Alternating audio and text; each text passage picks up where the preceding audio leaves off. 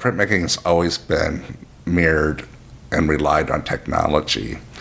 And it becomes a problem, I think, when people just want to hold on to a limited part of that technology.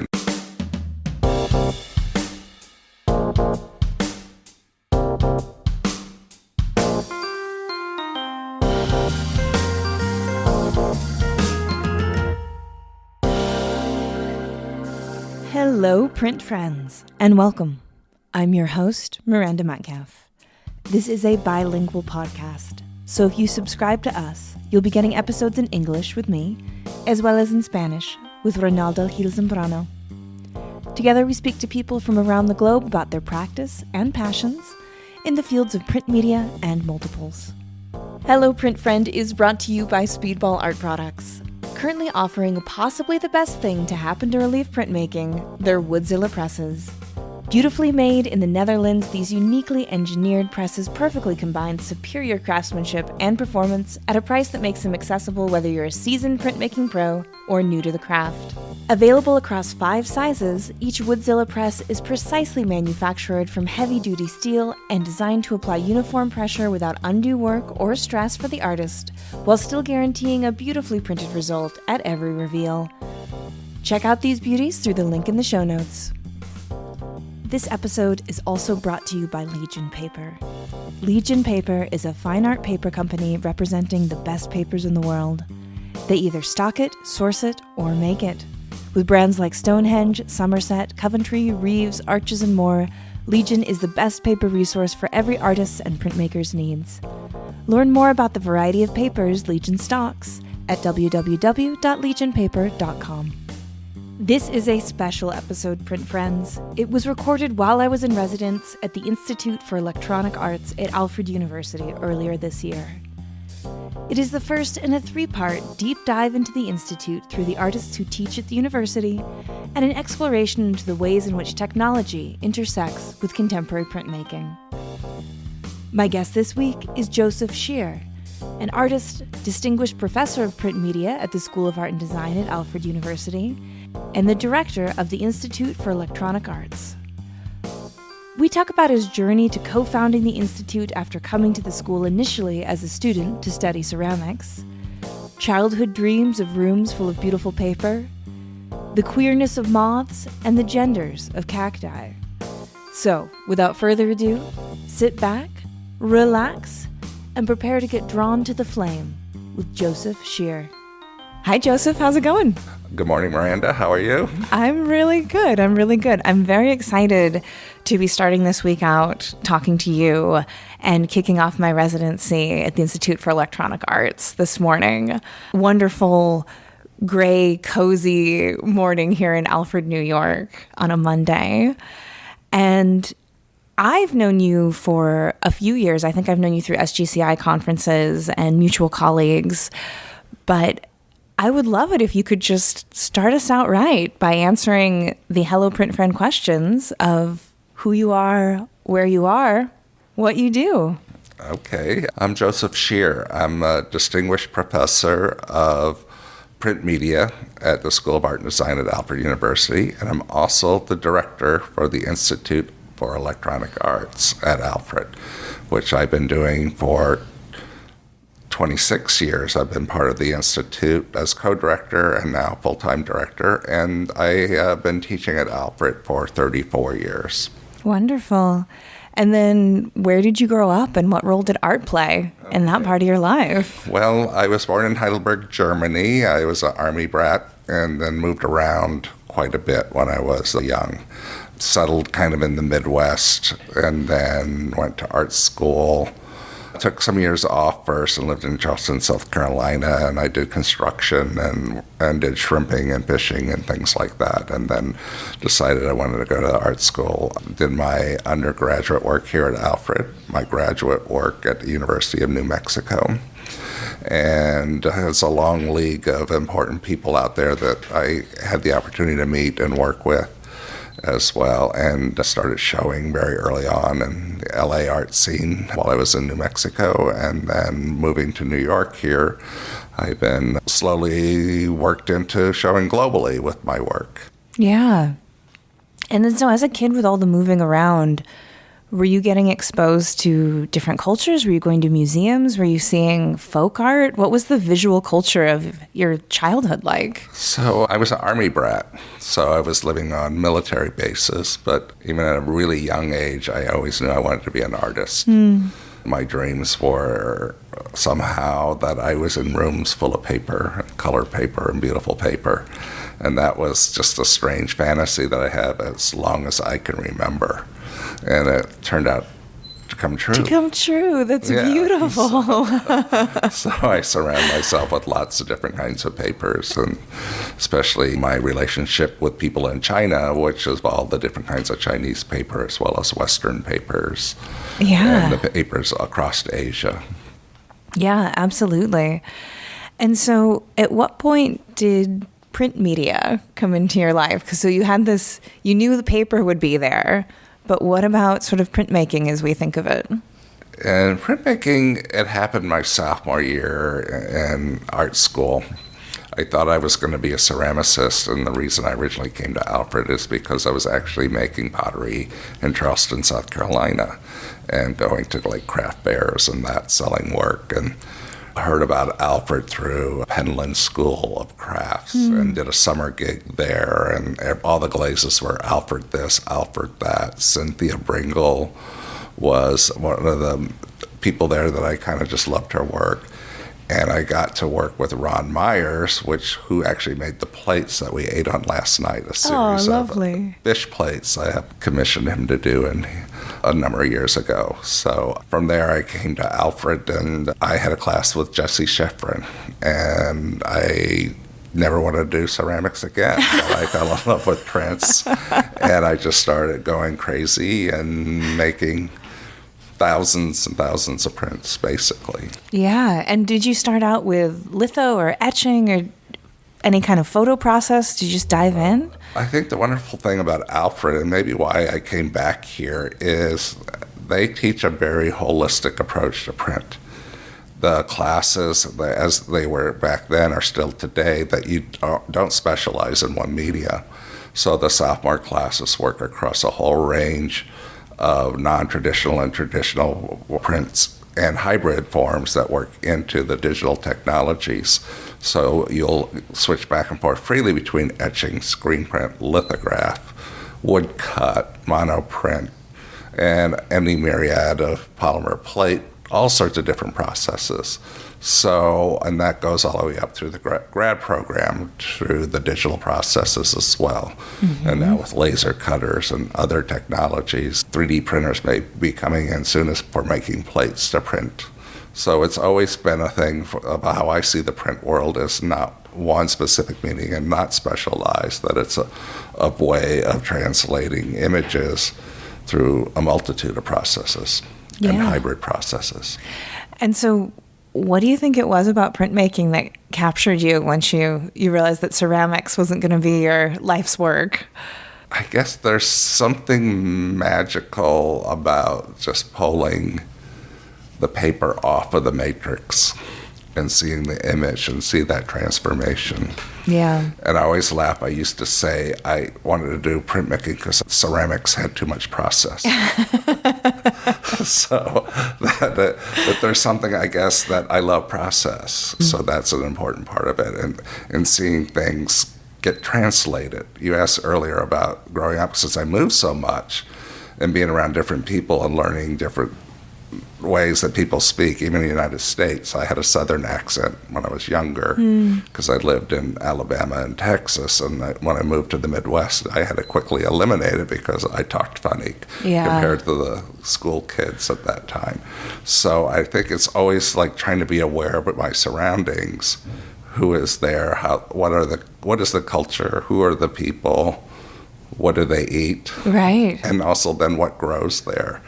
So even at a very young age, I was always interested in the flora and fauna of the spot. In Alabama, I was always getting in trouble because I didn't want to play with the kids on the playground.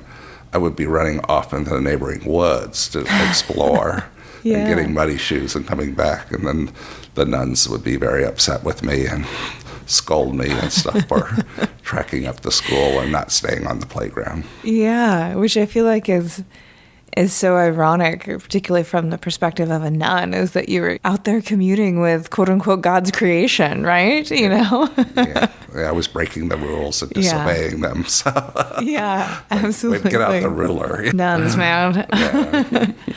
And then so you said you did your undergrad at Alfred, and then you found your way back here. Was that almost immediately after grad school? In New Mexico, I stayed a couple of years. I was showing in Santa Monica galleries, big galleries and that, and it was doing really well. So I was there for like 3 years after graduating, and also taught at UNM. I was hired back in adjunct positions to teach drawing. And then from there, I was trying to figure out what I was going to do with my life. It was also the height of the AIDS epidemic, and I found myself taking care of friends who were dying, and I'd lost a lot of people at that time, so it had a really profound effect on me in that, because it seemed like it came to New Mexico a little late, but when it did, it came with a vengeance, and it was just seemed like people were just dropping left and right and very rapidly, so it was a lot of turmoil at that time. What was your work like in the middle of all of this? Were you still finding space for practice? Yeah, I was prolific. I've always been fairly prolific compared to other artists. I'm only happy when I'm making things, so even though I do a lot of administrative things and running the institute, I need to have time to make work for my own sanity. So the work at that time was these crazy, huge woodcuts that had lithographs on top of them, or etching and lithograph and woodcut combinations. And they were like 6 foot by 8 foot, all the way up to 8 by 10 foot. And I would basically in my studio cut sheets of plywood that would just as large as they would fit through the press bed, and then had large litho plates and steel plates that I could just staple to the wall and do these.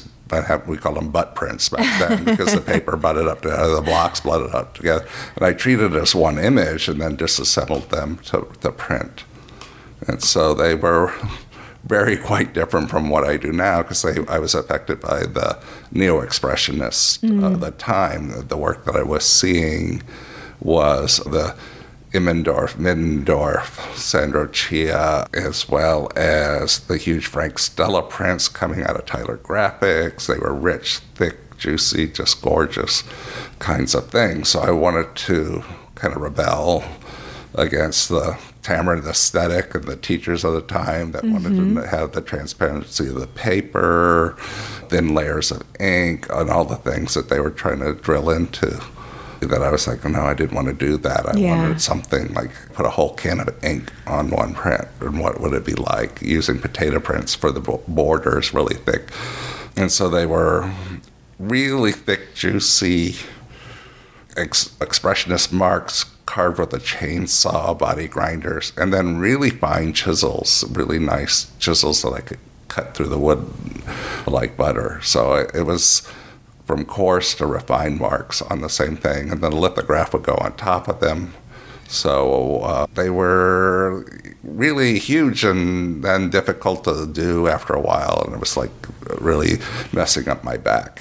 So trying to lay these huge sheets of paper and big blocks and leaning over too much. I still have a number of those prints around. So. Lovely. And is that what you were working on when you came to Alfred? That was style? what I was working on when I came at the time. And I continued when I got to Alfred, bought an even larger press, one of the first things I did here and for the shop, and then was able to print like 6-foot prints. So they were basically about 44 inches by 6.5 feet long, almost 7 feet for the Takish press that we had. So on one sheet of paper. So that's what I then started to do for a while. And then at what point does the story of the Institute for Electronic Arts start? It's kind of funny because as soon as I got here, Heriboda, who was teaching video, asked me in the interview question, what did I think about the digital art and its applications? And I lied. I said I thought it was interesting. And I actually just had framed a piece, because on the side I would make frames for people, framed my first digital print by an artist at the time, and I thought the piece was kind of odd and unusual, but I was curious about it. So I told him, oh, yeah, I'm interested in it. So he wouldn't let that go, and so he would follow me around and want to teach me things. And to the point we had a running joke that if I see him coming down the hallway, I would quick duck and run the other way, because he would sit me down for like 3-hour lessons without a break, showing me things, and my eyes would glaze over at the first 10 minutes, and then I was just there in pain for the last few hours. But at some point, it really clicked, and I found, I saw the possibility through a myriad of processes. Okay, this makes sense, what I can do with this. And then from that, and as well as working with Jesse Scheer, who was here in print area, we were thinking like, well, how do we get digital media or computers into our classrooms? Like art school budgets at the time were kind of minimal. You bought an easel every once in a while, printing press every 20 years, and that, so that you didn't have these big purchases where one computer could wipe out the whole budget for the division. So we met with the administration, and through the encouragement of the engineering deans, they wanted us to start the institute. So that was a way that we could become an entity that could apply for funding, work with industry to get equipment. So at first we were the Electronic Arts Initiative, starting in 1990. Right away we started that, and then had some really great consultants that were alumni who worked with us pro bono because they really loved Alfred and they wanted to make it happen. And they knew everybody in industry.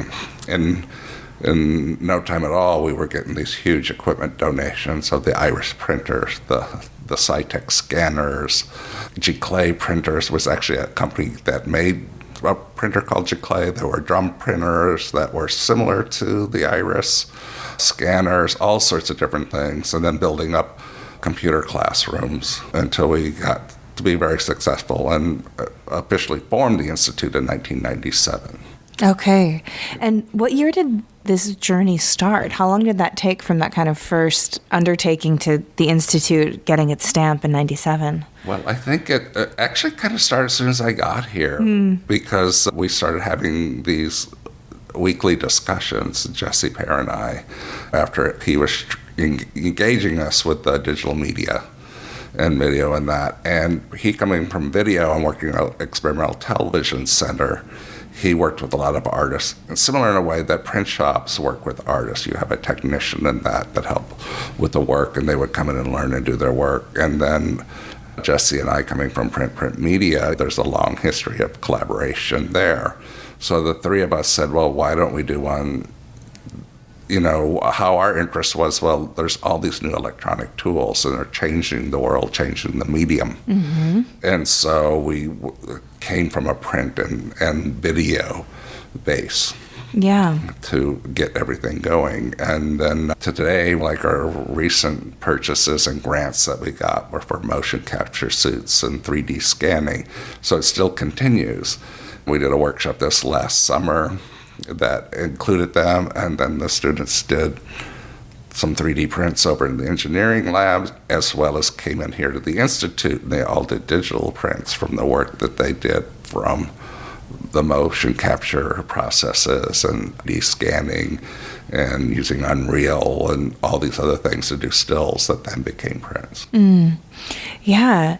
I'm wondering if you could speak to maybe the kind of perceived philosophical tension between print and expanded media. As someone who's been really at that nexus for over 30 years in your career, I just would love to give you some space to reflect on it, because I do think it's a false dichotomy, but you've put way more thought into it than I have, I'm sure.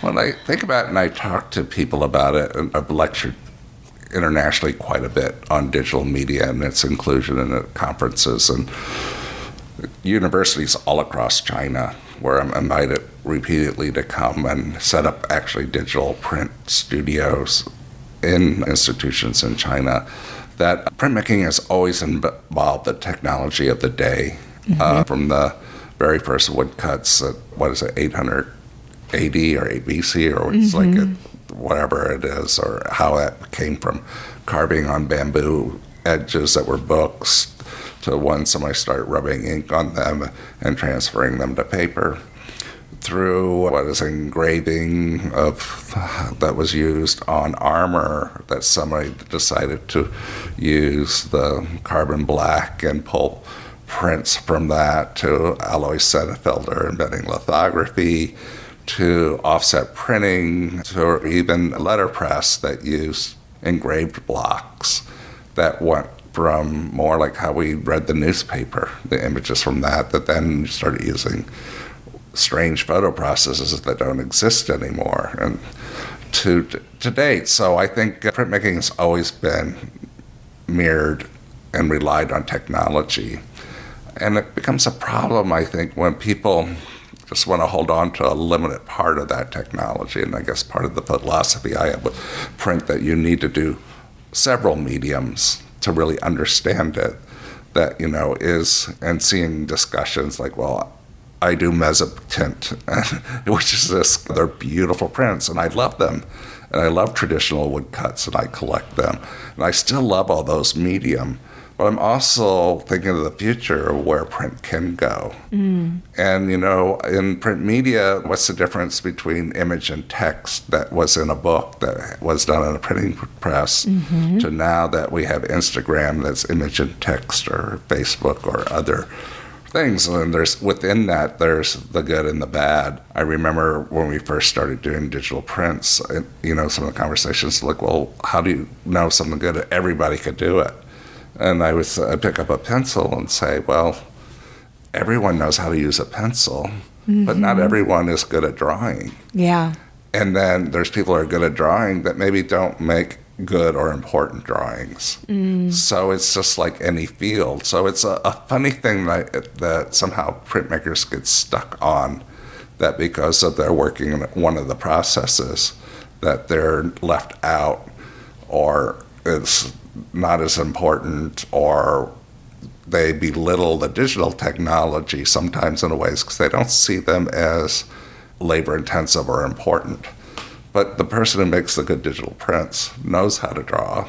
They know color, they know composition, they know all of those things to do that. So they are using technology. Even the people working with the AI right now, there's a lot of god-awful stuff coming out of that. I just look at it and shake my head. But there's some really interesting things with the right artists, picking up those tools, looking at them, asking the right questions of the technology, and then making the interesting work. So I think with the print media, which I love, and I love all the old processes, still do, like my woodcuts, but I use a laser to carve them. The Dalio prints, although I'm using polymer plates, and then combining things, and also all the digital prints I make. It's just like, well, what can this technology offer me, and how can I push it? And how can I push it in ways that we can do things that haven't been seen before without taking away from anything? It's the argument like what photography was going to kill painting, right? And it was a silly argument because that never happened. And now photographers I've been talking to, because we're doing a photo search here, is they're worried like photography is being killed because of the iPhone and things like that, and people using it, but it's just not true. It's just like it's evolving. Yeah, I love what you were saying in there about asking the right questions of media and finding out what it can do for you and the ways to use it, because it really speaks to, for me, this idea of us all being in the business of image making and coming to understand, how do we use what's available to us to create what we think needs to be in the world? And that's, in its most simple form, what learning about technology as it relates to making visual culture and making art means. And I can't help but think about the fact that humans are just so naturally inclined to sort of gatekeeping and tribalism, and we want to know who we are by saying who we're not, and that expands often into the way that we define ourselves through the art that we make. And it's just so funny to me because I'm like we're all the underdogs. If we're in the arts, we're the underdogs, yeah. So we should all be same. I just want to be like same team, guys. Yeah. Yeah, and I think within print, because we're already this outsider, marginalized kind of artist to a lot of people. I mean, I've had people who tell me, like, well, if you're doing printmaking, how can you really get shows? Yeah. Because you're not like doing paintings. And I says, well, I don't have problems getting shows. I've had 101 person shows at least, maybe more. I don't know how to count them all up. And I think people are interested in the work and the images and the art, and they didn't ask the question of what media it was. Yeah. So, but it is hard when I know people who are really working just on paper or things in a way, and they do really beautiful things.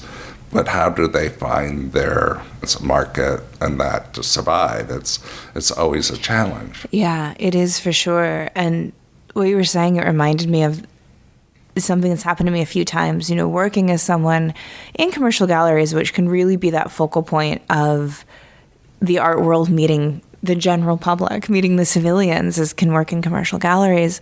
And I've worked a lot with prints, and I've had conversations with people where I've realized that they're buying a print for maybe $4,000 that they think is just a reproduction of something. And they have no idea what's gone into it, but they're so in love with the image that they, in a way, don't care how it's made.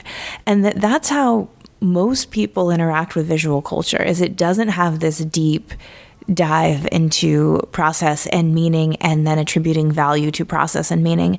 It's much more about, am I moved by this? Am I connected by this? Is this going to improve my life, having this in my home, having this in my psyche? And we get in the weeds a lot as people who are so close to this dialogue that we kind of lose that eye in the sky perspective that people outside of the art world have. Yeah. Yeah, and it's interesting. I think the people who collect my work don't care about what the process is. They're not asking that question first. They are seeing it and they want it, and they always usually say oftenly that, what is this? Yeah. Is this a watercolor? Is this a photograph? It doesn't look like a photograph. It doesn't really look like a painting. I say, well, this is a woodcut cut with a laser, and from images of my trips to Mexico to do biodiversity of cactus, and they're like, a woodcut? That does not look like a woodcut. What is it? Yeah. So they're interested and curious about it. So I think my work with biodiversity becomes forefront. That is the subject matter, the topic, and then just the impact of the images is what people become interested in first, and then want to ask questions about it later. So they come up to them and are confused, and I love that because they don't know what they're looking at. The moth images, most of them always said they're butterfly, but they know it's kind of not a butterfly. Yeah. What is this? It's too beautiful. It can't be a moth. So things like that are said that they're confounded and confused by seeing what I do, and then they fall in love with it. Yeah, I can definitely see that. And speaking of the moths, I was thinking particularly when you see them, I think particularly in person, there's this sense of seeing something more real than real, because you're not used to seeing an image like that. So it does almost play a bit of a mind game, because we're not used to seeing images so sharp, so in focus, so large. And I could see how it almost seems like you're looking at a digital screen that's still, or almost like an uncanny valley kind of an experience to see them in person. Would you speak to the project of the moths? I know you're in cactuses a bit more now, but I think a lot of people might know you for the moths initially. Yeah, the moths started out with the first getting this very high, powerful scanner and just seeing what it would do. And then like throwing a little gnat on there and just saying, okay, this is so strong, see what the gnat looks like. And then when the image comes up, being blown away, like, oh my God, that's what a gnat really looks like. Pearlescent wings, hairs all over its body, compound eyes that are pearlescent and reflective and metallic. And it was just like, oh my God, if this little gnat looks like that, what else out there that I'm missing? What am I not seeing? And being always close to the earth, close to nature, the moths in the building here, Harder Hall, working here in the summer before I had my own studio, would always fly in at night and be attracted to light. And so I did all sorts of insects first, but then I settled on the moths because the poetics of them, the curiosity of them. Why didn't I know anything about them? Why are they really colorful, a lot of them? They're quite beautiful. Their shapes are much more interesting than butterflies, I think. Their crazy antenna, their scale from minutia to flying plankton in size to like these monsters that are big as bats.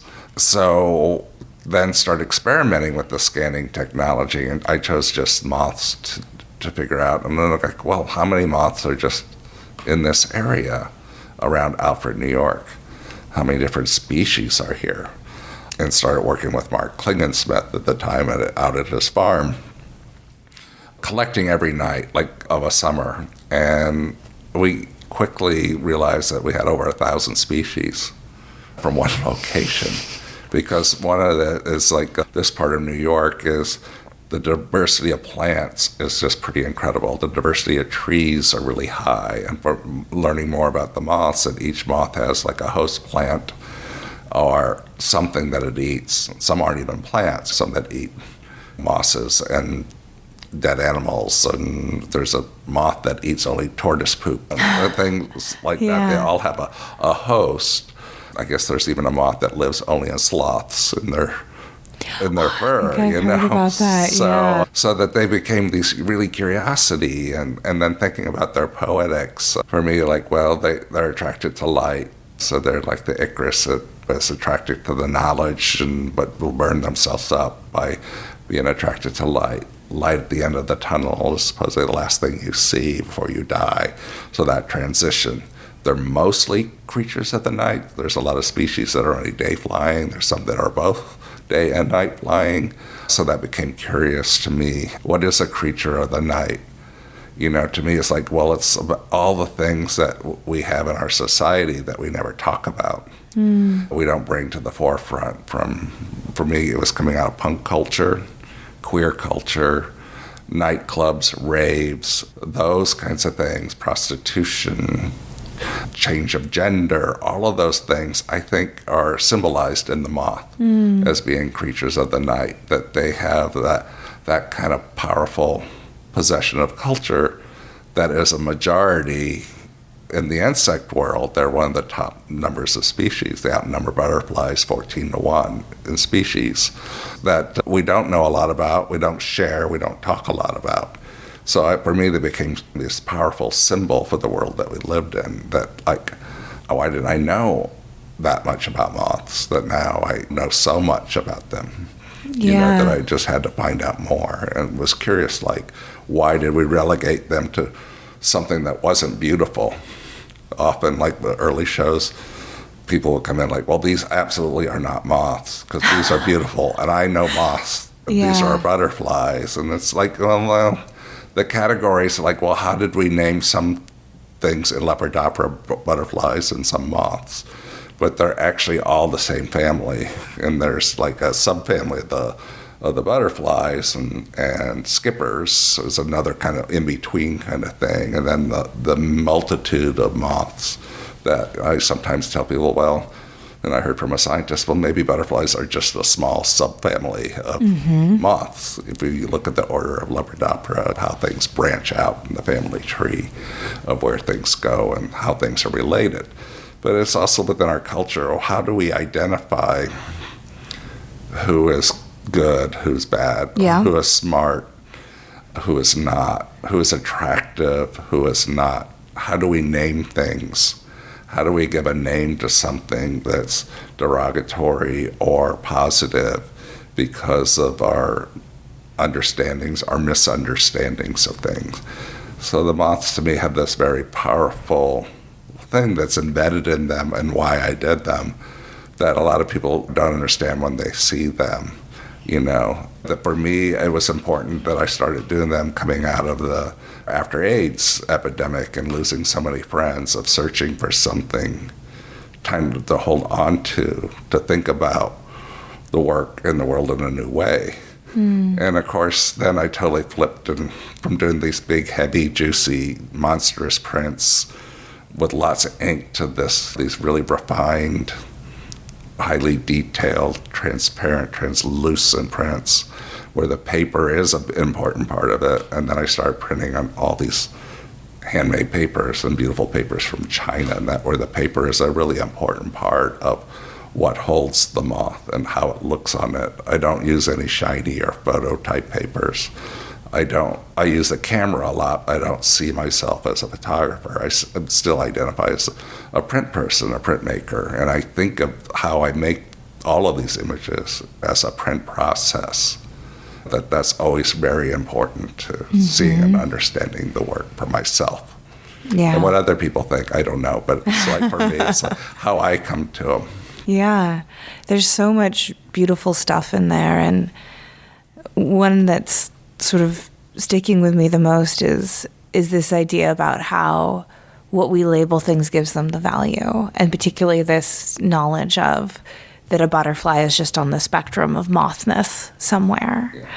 And yet, you don't see people getting moth tattoos on their hip and, saying like... Oh, you do now. You do now? There's so many people great. think they're butterflies of that, but there's actually, I think thanks to the internet, there's a huge moth culture now that wasn't around when I started. But there's many, many moth tattoos. Oh, good. And I see them and I'm shocked because when I first started, I couldn't find a moth book. There was like one field guide, and you go to the bookstore back when there was a lot of bookstores, and there would be this huge section would be all birds.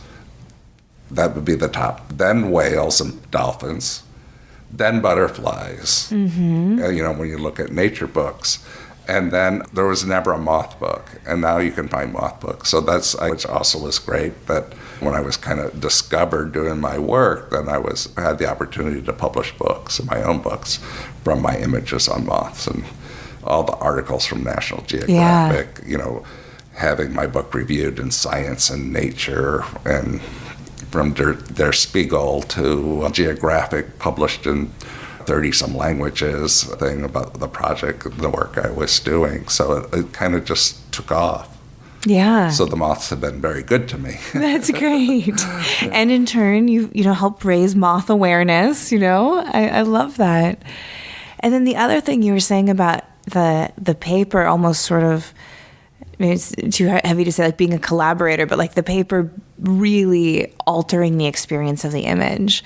And I got to see this a little bit in person in your studio yesterday when we were looking at the cactus woodcuts.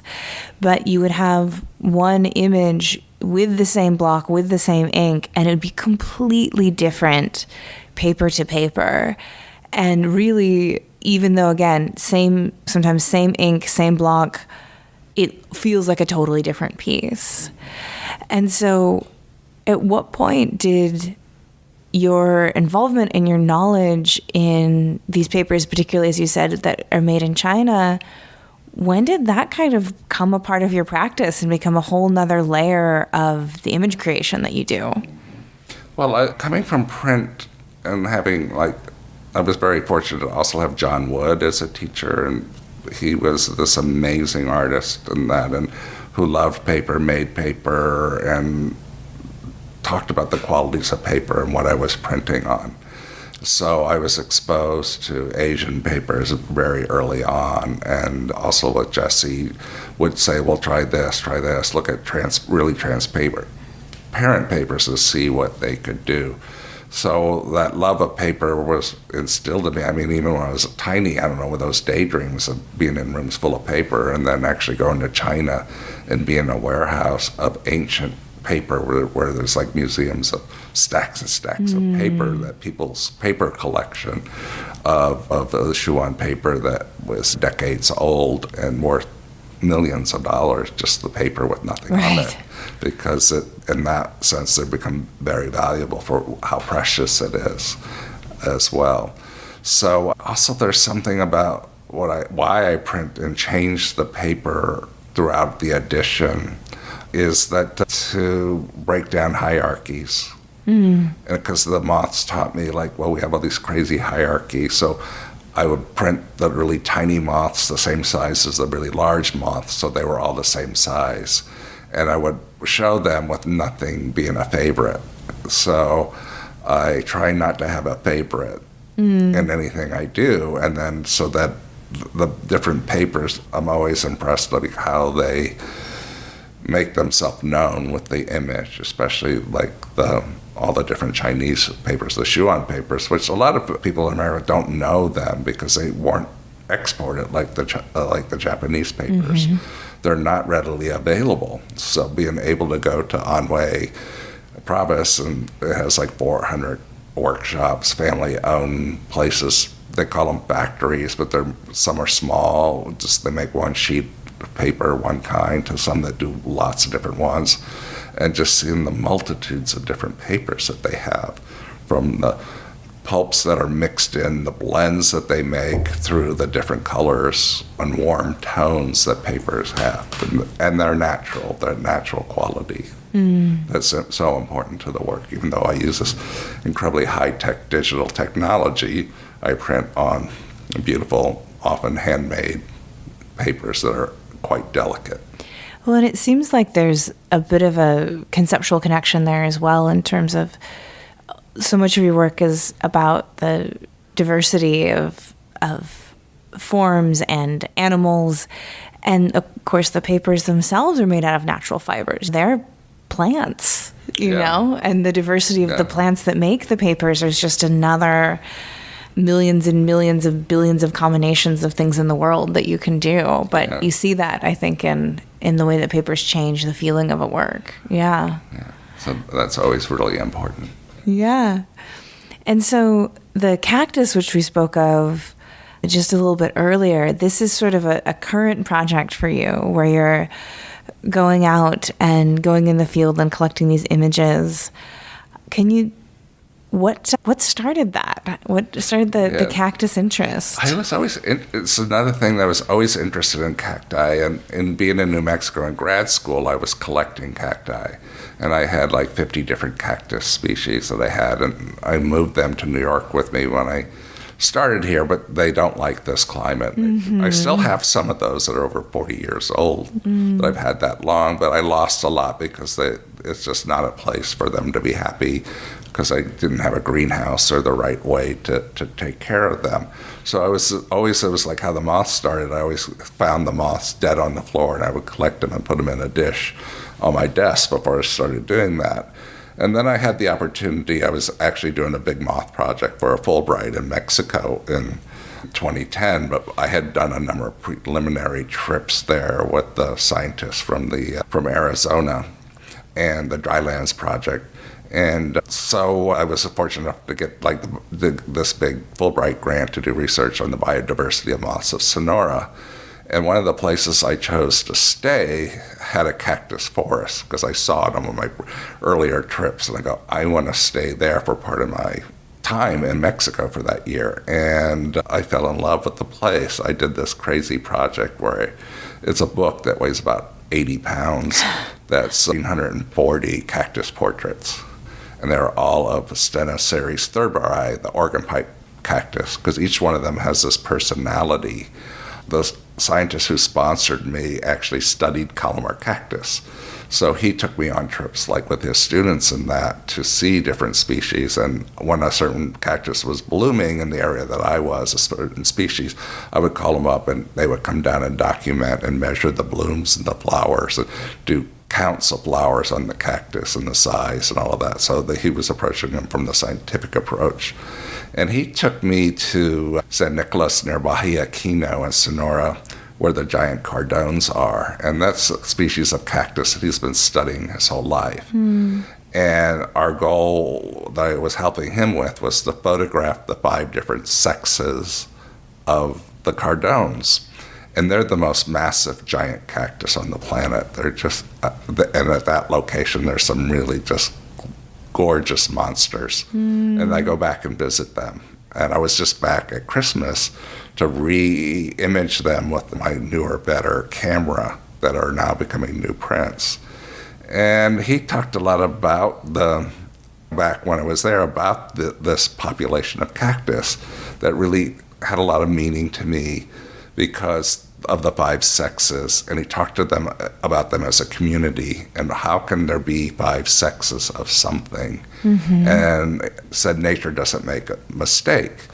And so I started thinking of all of the strange dialogues that we've been having over the years, and then in my own lifetime, the difference between gay, the LGBTQ, T+, on and on and on, and the diversity of humanity and what are our sexes. That I've read papers that there is 5 sexes in people too. They just changed people with snipping some things at birth and sewing things up and never telling the child that there's states in between. Although rare, they do happen in nature.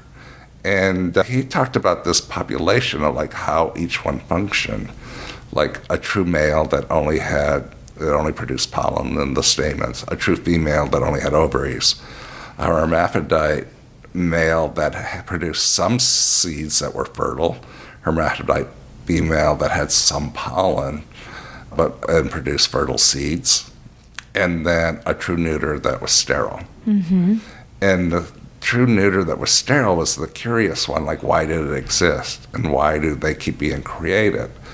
And this population of cactus lives in a very hostile environment with 3 inches of rainfall a year, maybe some years more, some less.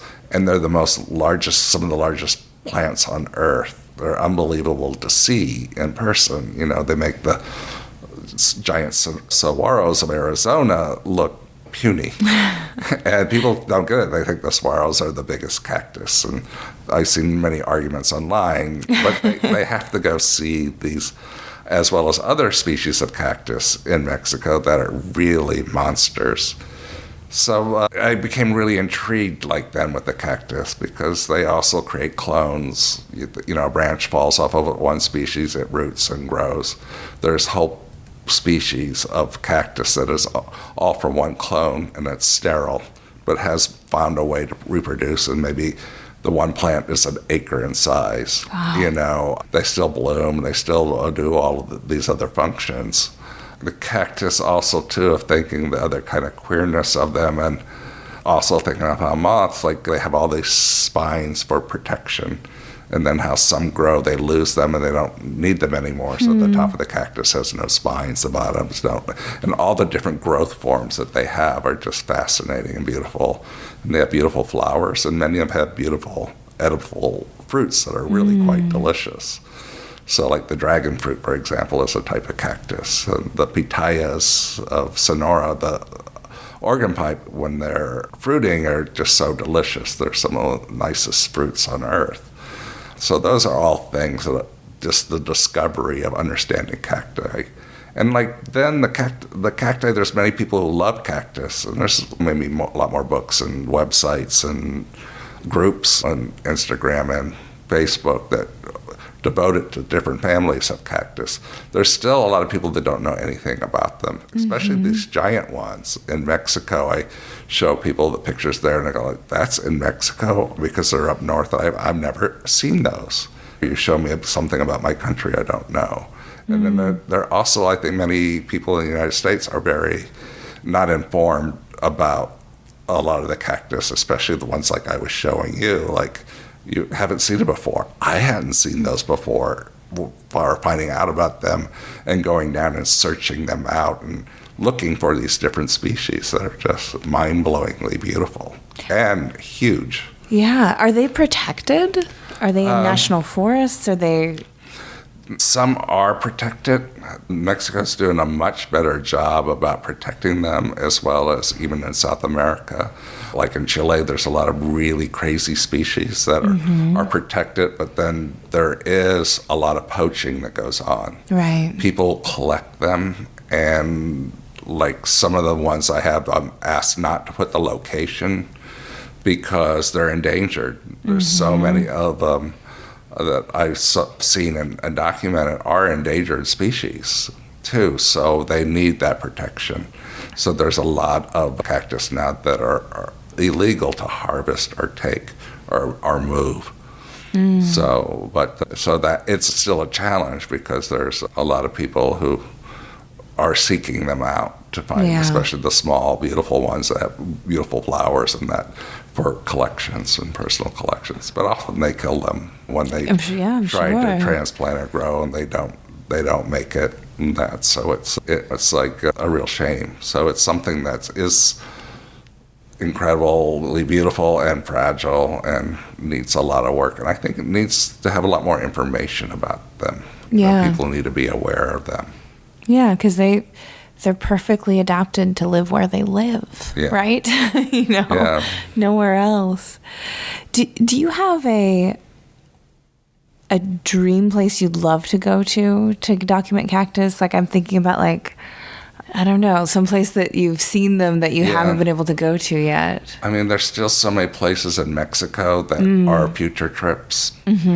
I've been right down a road and just didn't go far enough to see a certain population that I just would kick myself every time. Like if I just went 2 more miles, I would have found them, but I had wrong information. And that is a Pecky Sphinx species that I have to go see and document because they're supposed to be pretty spectacular. This one population of those. Chile, and Bolivia and Peru have amazing cacti, and I haven't been to see them. I want to go back to Argentina and seek out more species.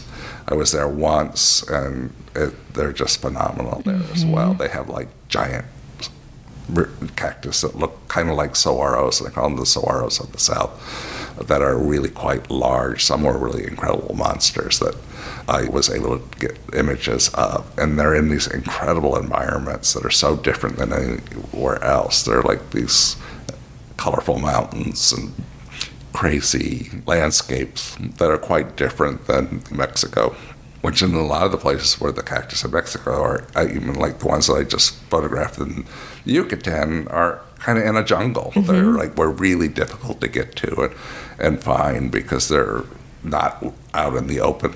Where in Sonora, it's like walking through a manicured garden and going around and photographing them in a lot of areas that are flat where I was because the vegetation is very sparse and the cactus are dominant in some of those places. So it's easy to see them and find them. But in other places, you have to really look and seek them out to find them. Or they're in cliffs or kind of more hostile environments for trying to hike or climb. In this conversation, I'm sort of realizing that it's an interesting space where your recent practice sort of lives in and reminds me of a really early 16th century printmaking when they first realized that they could use it for scientific documentation, but it still was so also wed to fine art as it was understood as well. And it's not, I don't even have so much a question as just sort of thinking about that, is that place where we rely on visuals to give us information about the natural world, which tends to live in the scientific realm. But of course, we need someone versed in visuals to do that for us, which we think often is opposed to the scientific realm. And that space where creating information meets just capturing kind of awe, honestly, of either it's the cactus or the moths, which I've both seen. I've seen your work, and it's just, that's what it feels like, is just that kind of stunning feeling of being stunned that you can get when you're faced with what the natural world produces. And it's all in there. Yeah. And I think I've been very fortunate to engaged scientists and taxonomists in the work that I do, that they are very helpful and they're intrigued by what I'm doing. They love what I'm doing, and that I get images that I allow them to access to and use of the things that they've devoted their life to, to show how beautiful they are. When I started doing the moths, many of the lepidopterists were just saying, thank you. You really are showing the kind of work and the beauty of what I see every day that I'm not able to show people in my work, that you're like getting it out there in a way that is very helpful. Yeah, that kind of like a science communicator in your own way, for sure. Because I there's something about particularly getting the attention and holding the attention of the populace that science hasn't necessarily been great at the way that like artists can do, because we traverse emotional spaces, and that is a place that we get to live in and explore. Yeah, it's interesting too, because with the one scientist who I worked with for many years, Mark Epstein, when I would start talking about the poetics of why I was interested in moths, and he'd be like, oh my God, how can you even see or say that? Because he was just looking at very specific things. Yep. And he'd be talking about a gland or a foot or a hook or something on it. And I go, well, these are totally queer. Look at their hairdos. Yeah. This reminds me of a rave. I was in Switzerland one night, and look at how they're dressed up, and they're about this kind of type of spirituality that they emit, and then he's just like, wait, it's too much for me. But and I was like seeing these things in them that were reasons why I was doing them was very different. Mm-hmm. But then I learned a lot of science in doing that by working with the scientists. I learned all these things that I would not see that they're looking at very closely at, to tell the difference between the different flowers, a male flower, a female flower, the different hermaphrodites and the neuter, that you first glance, well, they're all the same. But then when you start getting in and looking at the very specifics of them, that they see right away, and then learning that I can then see right away, and seeing how something is different, that I can see a different species. Okay, this one's different. I need to get it documented. I need to talk to somebody. And then it's also keeping data, that they made me start keeping data about where I'm getting things, locations, time of day, number that I seen at the location, to share that information with them too. Yeah. I'm getting to spots and locations that they aren't. Yeah, absolutely. And I think measurements you mentioned as well, and that kind of thing. So I'm sure, I think sometimes we feel like, or at least I get the impression for some reason, that anything important, I'm sure, has a bunch of scientists out there with all the resources they need looking at it. But that's really not true. That's not. It's really not true. Like trying to save things or understand things before they're gone. And I think especially now with climate change, the moth species are moving around. They're not in the same places anymore. Things are leaving areas, moving to different environments. Things are being wiped out, and who's paying attention to that in a way that it needs to? Or like even like with these cacti too, it's the same thing as climate change. Are they moving? Or are they just dying out? Who's paying attention to that? Absolutely. And we need to. For me, it's like I'm obsessed with somebody has to take image of these. That has to be done. It has to be done now. Yeah. I agree. Well, in the time that we have left, would you let people know anything that you're particularly looking forward to, or any projects or anything on the horizon? Well, my time of Alfred is coming to an end, and that as being a full-time faculty member, I guess I'll be connected here for life, since it's been such a big part of my life. But I'm looking forward to really spending time in the studio starting next year. Yeah. And then being able to travel to these places and working with more images. So I'm really stocking my studio. I have 4,000 sheets of paper cut to size and ready to print for the woodcuts, the cacti. I've lots of blocks cut and ready to go, but just not the time. So I'm really looking forward to the studio time, while I still can, to finish out some of these series as much as I can. They'll never be done because I'm working in something that's slippery, that there's no end to the moths. There's no end to finding a new one.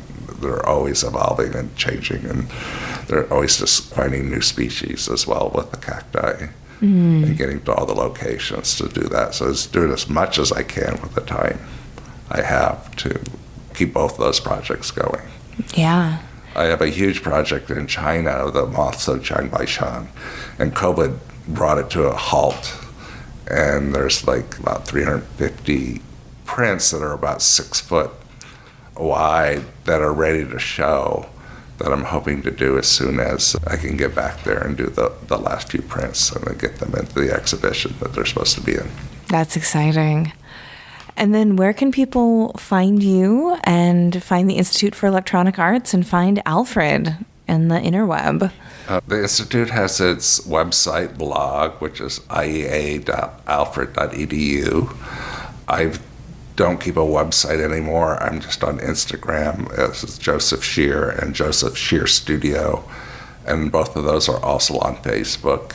I let the galleries do the website. I don't want to be, so I'm not competing with them or getting confused information out there. So I do a lot of personal information can be found on like my personal side, and then art information on my art sites.